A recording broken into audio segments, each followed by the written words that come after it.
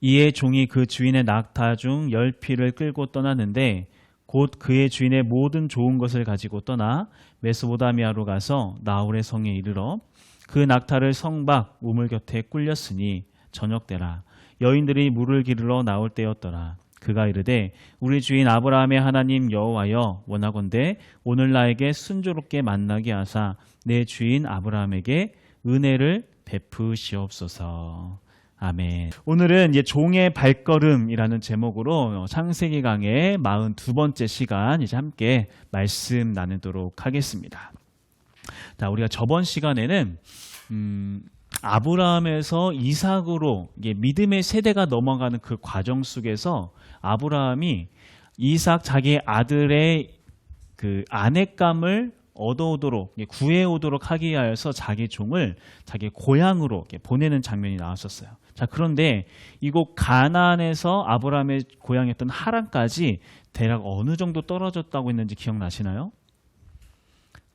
짧게는 600km에서 길게는 900km까지 이렇게 볼 정도로 어마어마한 길이를 다녀오라고 이야기를 했어요. 자, 아브라함이 왜 이렇게 수고로움을 감수하면서까지 그렇게 거기에서 이렇게 신부감을 데려오라고 했던 건가? 왜냐하면 가나안의 가치관에 물들지 않았던 그 사람이 필요했기 때문에. 그래서 이제 저번 주에는 그렇게 종을 보내는 아브라함의 왜 그렇게 보내는지에 대해서 살펴봤다면 이제는 아브라함의 명령을 받아서 그 길을 떠나게 되는 이삭의 신부를 찾아서 떠나게 되는 종에 대한 여정이 이제 오늘 말씀 가운데 나오고 있습니다. 그런데 이제 오늘 말씀은 굉장히 독특한 특징이 한 가지 있어요. 굉장히 독특한 특징. 어떤 특징일까? 기대되죠? 자, 창세기 12장에서 아브라함이 등장했던 이유로 이 창세기의 모든 이야기는 아브라함과 그의 가족들을 중심으로 해서 계속해서 이야기가 진행됐습니다. 자, 그런데 이제 오늘 말씀을 읽어보면 알겠지만 오늘 말씀에서는 아브라함이나 아브라함의 가족이 중심이 아니라 누가 중심이 됐어요? 종을 중심해서 모든 이야기가 진행되고 종의 관점에서 모든 이야기가 계속해서 나오고 있다라고 하는 거. 이게 굉장히 독특하다고 하는 거예요.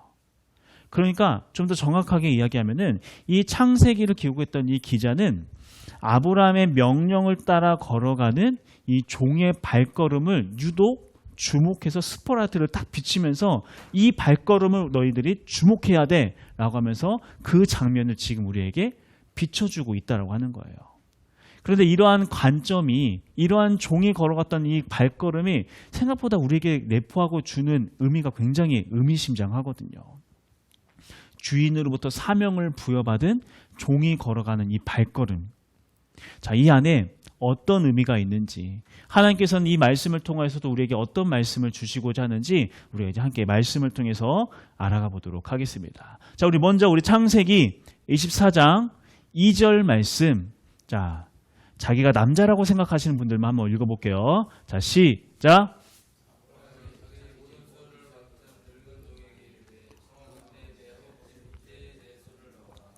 네, 자, 2절 말씀을 보면은 이제 종에 관한 아주 짤막한 설명이 나와 있어요.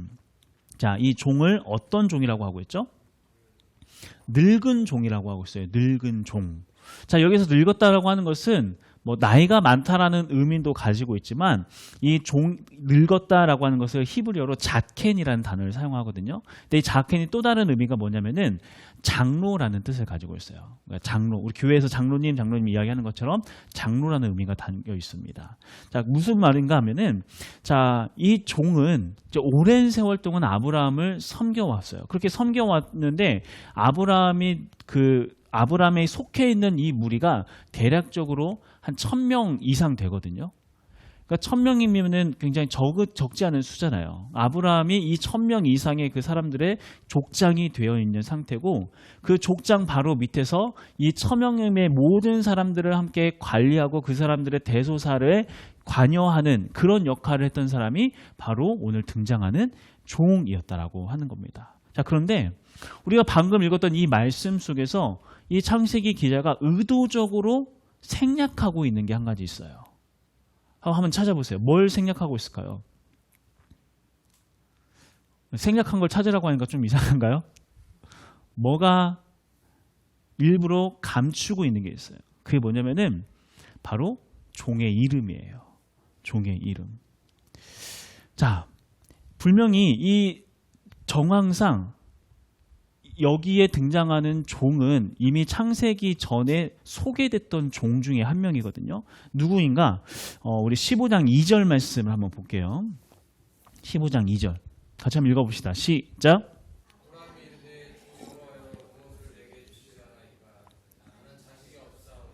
나의 상속자는 이 다메섹 사람 엘리에셀이니이다. 엘리에셀이니이다. 그러니까 하나님께서 지금 아브라함에게 아들을 주신다고 말씀하셨는데 계속해서 아들이 태어나지 않으니까 아브라함이 하나님 앞에 막 푸념하듯이 이렇게 이야기를 해요. 나는 자식이 없으니 내 상속자는 누구다? 내 종 엘리에셀입니다. 즉 이 엘리에셀이라고 하는 종은 아브라함이 자기의 아들 대신으로 여길 만큼 만일 내가 계속해서 아들이 태어나지 않으면은 이 종을 내가 상속자로 삼아야겠다라고 여길 만큼 아브라함으로부터 신임을 받고 사랑받고 인정받았던 그런 종이었어요. 엘리에셀이라는 이름이 분명하게 나타나 있는. 그런데 오늘 말씀에서는 굳이 이러한 엘리에셀의 이름을 기록하지 않고 그저 장로, 자켄, 장로의 그러니까 종이라고만 아브라함의 종이라고만 소개하고 있다고 하는 거예요. 자, 왜 이렇게 이름을 생략했을까요? 이게 바로 진짜 종된 자의 모습이기 때문에 그렇다고 하는 거예요. 종은 자기의 이름을 내지 않아요.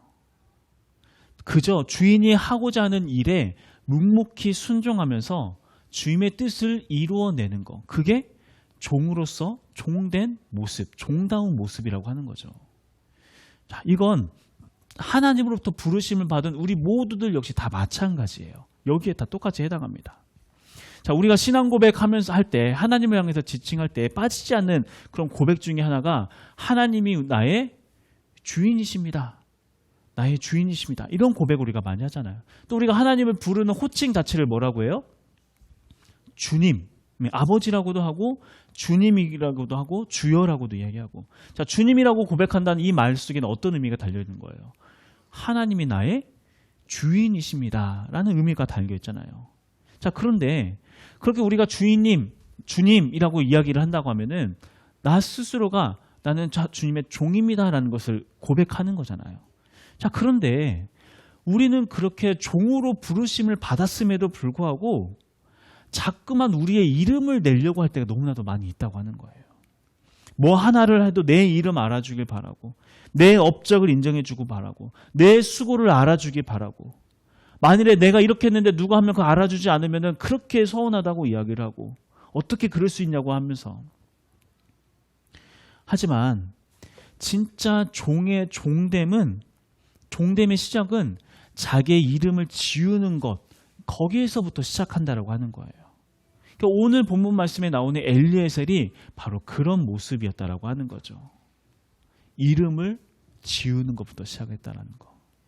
자, 그렇게 자기 이름을 지운 종이 아브라함으로부터 사명을 부여받았습니다. 우리 4절 말씀 한번 볼게요. 자, 4절. 자, 시작.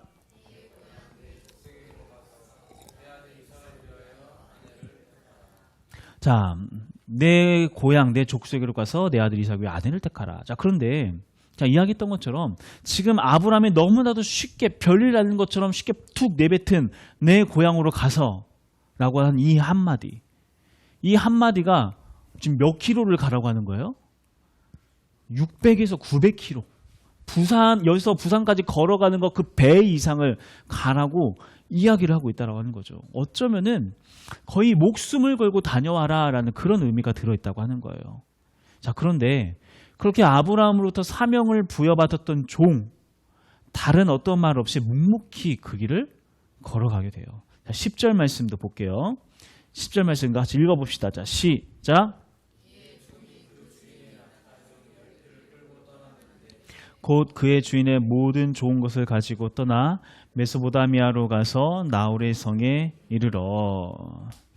자, 그런데 우리가 여기서 좀 한 가지 재미있는 상상을 할 수 있을 것 같아요.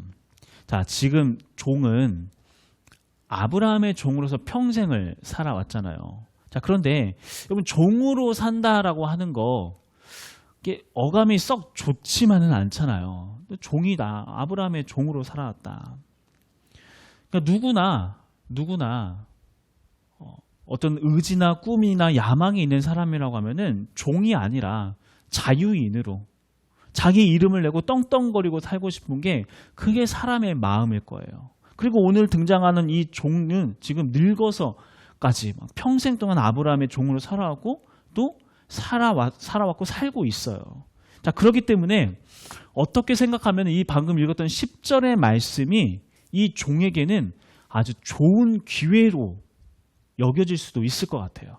어떤 기회? 네? 도망. 네, 맞아요. 도망갈 수 있는 기회로 여길 수 있다라고 하는 거예요.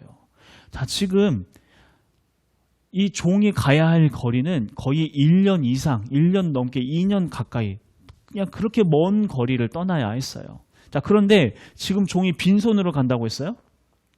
아니죠. 뭘 가져간다고 했나요? 낙타 10피를 시작으로 해서 그 주인의 모든 것을 가지고 갔다. 아브라함이 좀 부자였어요? 엄청난 부자였잖아요. 그런데 아브라함의 좋은 것들을 다 가지고 길을 떠났다. 자, 그렇다고 하는 건, 자, 이 종이 마음만 먹으면 어떻게 할 수 있는 거예요? 그냥 이 늙은 아브라함이 쫓아올 수 없을 만큼의 그 먼 곳에 가서 아브라함이 가져왔던 이 재물 가지고 그냥 새살림 차리면서 자기만의 삶, 자기만의 식구, 자기만의 무리, 자기만의 나라를 만들어서 그렇게 살아가도 그냥 누가 뭐라고 할 수 없는 아주 좋은 기회가 지금 이 종에게 찾아왔다고 하는 거예요. 자, 그런데 다시 한번 볼게요. 10절 말씀 다시 한번 읽어봅시다. 자, 읽어봅시다. 시작.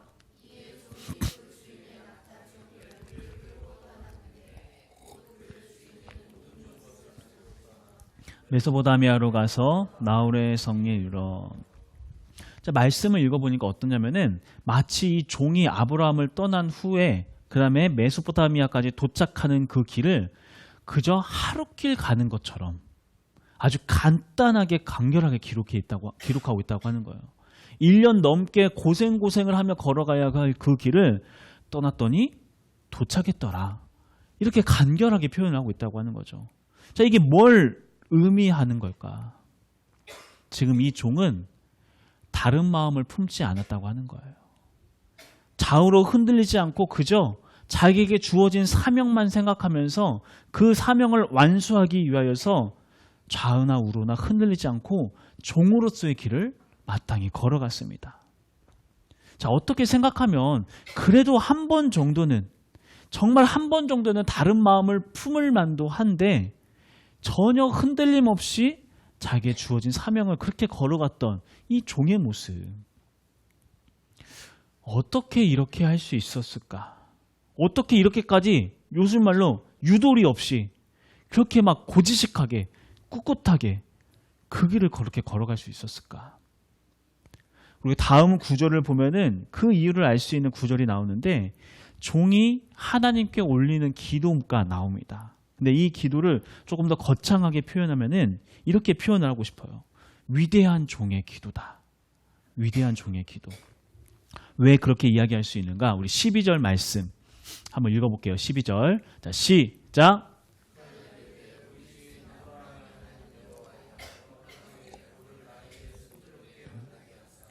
내 주인 아브라함에게 은혜를 베푸시옵소서. 자, 여러분 이 말씀 읽으니까 어떻게 막 위대해 보이나요? 그냥 좀 평범해 보이죠. 평범해 보여요.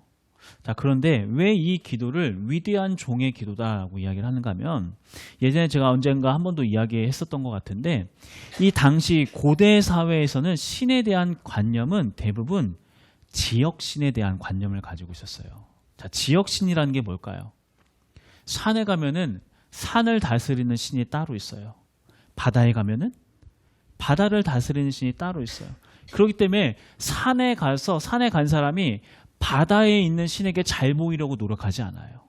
산에 가면은 산을 다스리는 신에게 잘 보이려고 하겠죠. 그래서 산신을 섬기겠죠. 바다에 간 사람이 산에 있는 신에게 잘 보이려고 하지 않아요.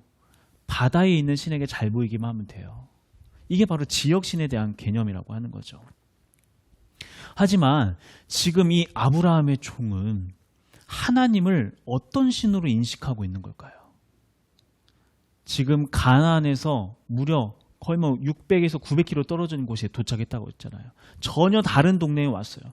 자, 그럼에도 불구하고 지금 종은 하나님을 어떤 하나님으로 고백하고 있는가? 무소부재하신 하나님. 언제 어디서나 지역에 한정되지 아니하고 언제나 나와 함께 하시며 나의 모든 것을 주관하고 다스리시는 하나님. 심지어 모든 시간과 만남의 그 모든 타이밍까지 주관하시는 그런 하나님으로서 지금 이 종은 하나님을 그렇게 믿고 고백하고 있다라고 하는 거예요. 이러한 이 종의 이 고백이, 이 하나님에 대한 이 인식이 너무나도 위대한 것은, 자, 우리는 다 알잖아요. 배웠잖아요. 하나님은 무소부재하시고 전지전능하신 하나님이다라는 거 우리가 다 듣고 배웠고 그렇게 믿어야 한다라고 알고 있어요. 하지만 그럼에도 불구하고 정작 우리는 그 사실을 믿지 못하고 살아갈 때가 너무나도 많이 있다고 하는 거예요. 여러분들 정말 무소부재하신 하나님 믿으신가요? 여러분이 믿는 하나님이 언제 어디서나 여러분들과 함께 하신다는 거 여러분 다 믿고 계시나요? 정말 믿으세요?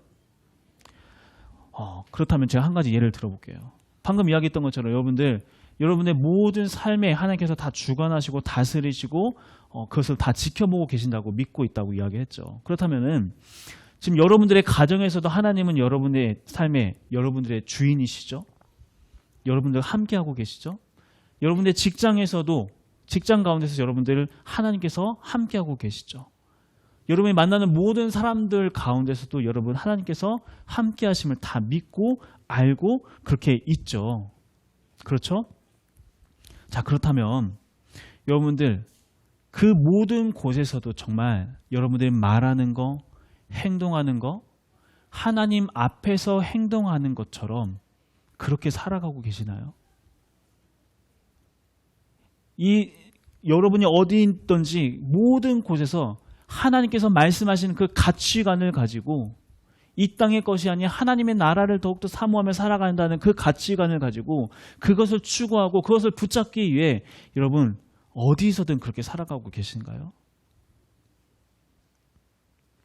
많은 그리스도인들이 하나님을 무소부재하신 하나님, 전지전능하신 하나님으로 고백을 하지만 때로는 실질적인 그 삶의 모습에서는 하나님을 지역신을 믿듯이 믿으며 살아갈 때가 너무나도 많이 있어요. 분명히 교회에서는 전지전능하신 하나님, 무소부재하시는 하나님이에요. 그래서 우리가 교회에서 서로의 모습을 봤을 때 얼마나 막 너무나도 바르고 친절하고 따뜻하고 다 그렇잖아요. 여기서 막 성격 못돼 보이는 사람 있어요? 저는 우리 교회 성도님들 다 천사들밖에 안 온 것 같아요. 어쩌면 다 이렇게 좋으신 분만 다 왔어요. 그렇죠? 자, 그런데 여러분들의 집에서도 여러분들은 여기서 하나님을 섬기는 그 모습으로 집에서 똑같이 행동하고 그렇게 살아가고 계시나요?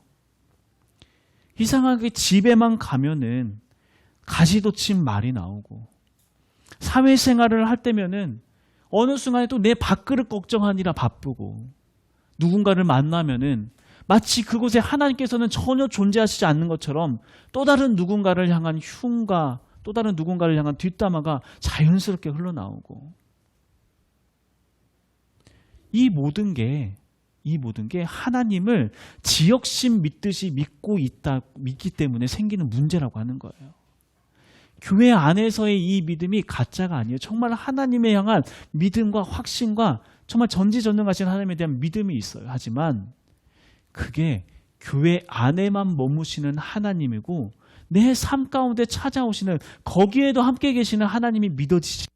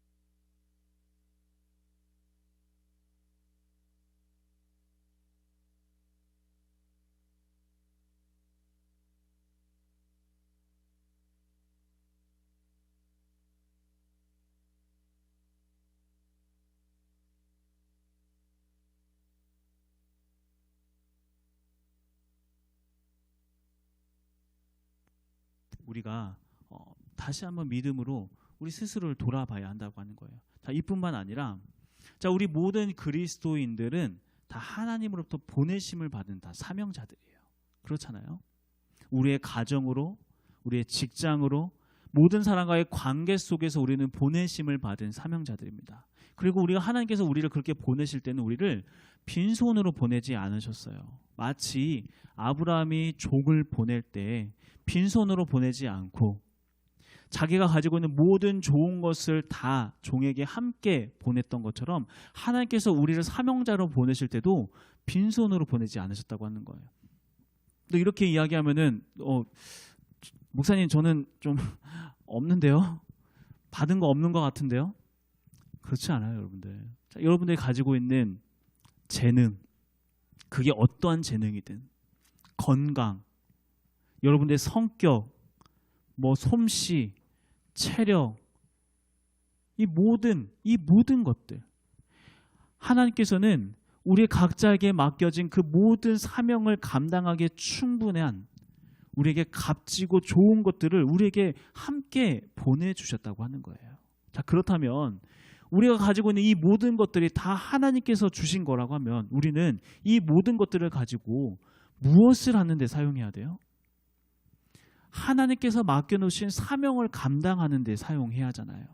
마치 아브라함이 종에게 그 모든 것들을 쥐어서 보낼 때 가서 내가 너에게 명령한 그 모든 것들을 완수하고 와라 라고 해서 그 모든 것들을 거기에 활용해야 하는 것처럼 하나님께서 우리에게 보내신 이 모든 것들을 가지고 우리는 하나님께서 맡겨주신 사명을 감당하기 위해서 이 모든 것들을 사용해야 한다고 하는 거예요. 자, 그런데 이 모든 것들, 나에게 주어진 이 모든 것들을 우리는 정말 하나님께서 맡겨주신 사명을 감당하기 위하여 사용하고 있는가? 혹시 하나님께서 주신 이 능력과 지혜와 힘과 이 지식과 이 모든 것들을 하나님께서 주신 사명을 감당하기 위해서 사용하는 것이 아니라 오히려 하나님의 종으로서 벗어나 나의 나라, 나의 삶, 나의 욕심을 채우기 위하여 사용하고자 하는 그런 모습이 우리 모습 가운데 있지 않냐는 거예요. 마치 주인으로부터 사명을 부여받았던 종이 중간에 다른 길로 새서 자기 살림 차리고 자기 욕심을 챙기고 자기 나라를 세우려고 하고 그러면서 종으로서의 삶을 거부하는 것처럼 하나님께서 받은 것들을 가지고 오히려 종으로 살아가는 것을 거부하고 내 나라를 세우기 위하여서 그런 것들을 사용하고 있지는 않는지 우리 한번 돌아봐야 한다고 하는 거예요. 자, 오늘 본문에 나오는 종은 그런 모습이 아니었다고 했죠. 그는 자기에게 주어진 이 기회를, 자유인이 될 수 있는 그 기회를 자기의 욕망을 이루는 데 사용하지 않고 종으로서의 삶을 살아가는데 그것을 벗어났는데 그것을 사용하지 않았어요.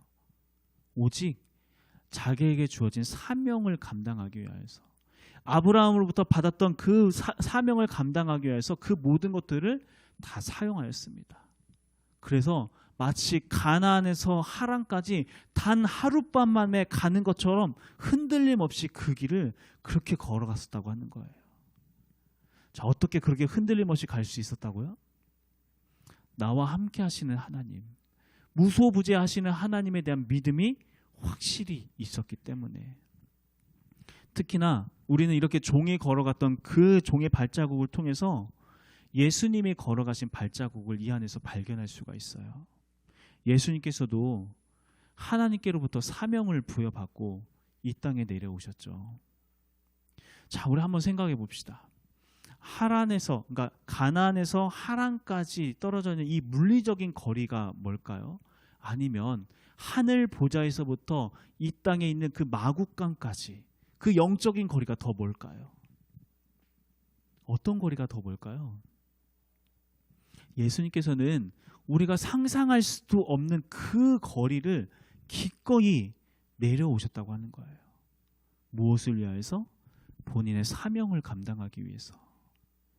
자, 그렇게 하나님께서 예수님께서 보내실 때 예수님을 또 그냥 빈손으로 보내지 않으셨죠. 예수님께는 능력도 있었고 권세도 있었어요. 병자를 고치고 폭풍우를 잠잠케 하고 죽은 자를 살려낼 수 있는 그 모든 능력과 권세를 하나님부터 부여받았습니다. 어쩌면 그러한 능력과 권세가 있다라고 하면 예수님께서도 이 땅에서 본인의 나라, 본인의 왕국을 만들어서 거기서 본인이 그냥 왕처럼 살 수도 있었을 거예요. 또 주변에 수많은 사람들이 그러기를 원했었고요. 하지만 예수님은 그러지 않으셨죠. 예수님께서는 하나님께서 주신 것들을 결코 자기만의 나라를 만들기 위해 사용하지 않으셨습니다. 그저 이름 없는 종의 모습으로 하나님께서 주신 그 사명을 감당하기 위해서 묵묵히 그 길을 걷고 걸어서 어디까지? 십자가까지 오르신 그 예수님의 모습, 이게 바로 종된 자들이 걸어가야 할 발자국, 종이 걸어가야 할 삶의 모습이라고 지금 우리에게 말씀하고 있다고 하는 거예요. 우리 스스로에게 한번 물어봅시다. 지금 여러분들은, 지금 우리는 어디를 향해 그렇게 가고 있나요? 하나님께서 주신 이 모든 좋은 것들을 가지고 이 모든 것들 다 무엇을 하는 데 사용하고 있나요? 나의 나라, 나의 뜻, 나의 영광, 나의 즐거움, 혹시 이런 것들을 채우기 위하여서 하나님께서 주신 그 모든 것들을 사용하고 있지는 않는지, 아니면 정말 하나님께서 우리에게 맡겨주신 사명을 감당하기 위해서 이 모든 것들을 사용하고 있지는 않는지, 우리가 말씀을 통하여 스스로 우리들의 지금의 상태를 점검해 보기를 간절히 소망합니다. 자, 우리 마지막으로 빌립보서 2장 5절에서 11절 말씀, 빌립보서 2장 5절에서 11절 말씀을 우리 천천히 같이 한번 읽어보도록 할게요. 자, 시작. 너희 안에 이 마음을 품으라. 곧 그리스도 예수의 마음이니 그는 근본 하나님의 본체시나 하나님과 동등됨을 취할 것으로 여기지 아니하시고 오히려 자기를 비워 종의 형체를 가지사 사람들과 같이 드셨고 사람의 모양으로 나타나사 자기를 낮추시고 죽기까지 복종하셨으니 곧 십자가에 죽으심이라. 이러므로 하나님이 그를 지극히 높여 하늘에 있는 자들과 땅에 있는 자들과 땅 아래에 있는 자들로 모든 무릎을 예수의 이름에 꿇게 하시고 모든 입으로 예수 그리스도를 주라 시인하여 하나님 아버지께 영광을 돌리게 하셨느니라. 아멘. 이게 바로 예수님께서 걸어가셨던 길이라고 하는 거예요. 기꺼이 자기 이름을 지으시고 종의 형체를 입으셔서 종으로서의 길을 걸어가시고 걷고 또 걸어서 어디까지? 십자가까지. 그렇게 도달했을 때 하나님께서 그를 지극히 높으셔 모든 이름 위에 뛰어난 이름을 주시며 그렇게 영광스럽게 하신 그런 모습, 이게 바로 종된 우리가 걸어가야 할 길이라고 하는 겁니다. 새롭게 시작하는 우리들의 일주일의 삶, 우리가 어떤 모습으로 살아갈지 우리 스스로 이제 결정해야 돼요. 내가 하나님의 종으로서 하나님께서 나에게 주신 이 모든 것들을 하나님의 뜻을 완수하기 위하여 살아갈 것인지, 아니면 이때가 기회다라고 하면서 하나님께서 주신 이 모든 것들을 가지고 나의 뜻과 나의 의와 나의 배를 채우기 위하여서 달려갈 것인지. 바라기는 우리가 오늘 들었던 이 말씀 속에 들어있던 자기의 이름을 지었던 이 종의 모습처럼, 또한 자기의 이름을 비우고 자기를 비우고 종의 형체로 이 땅에 내려오셨던 예수 그리스도처럼 하나님의 종으로서 주어진 사명을 감당하기 위하여 기꺼이 그 길을 묵묵히 걸어갈 수 있는 우리 모든 성도님 되시길 간절히 소망합니다.